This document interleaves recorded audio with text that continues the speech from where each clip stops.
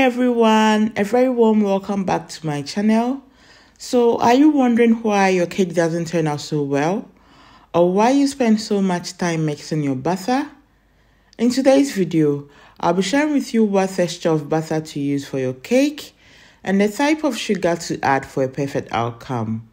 So for cakes, it's normally advisable to remove your butter from the fridge a day before you bake. Thus, the butter should be very soft, and the perfect sugar for baking is caster sugar. The only difference between caster sugar and granulated sugar is the texture. Caster sugar has finer crystals than granulated sugar, and it dissolves faster in creamed recipes. So using caster sugar for this recipe is the best choice because it will dissolve easily in the butter. So if you want to know more about this recipe, kindly stay tuned for more. Thank you.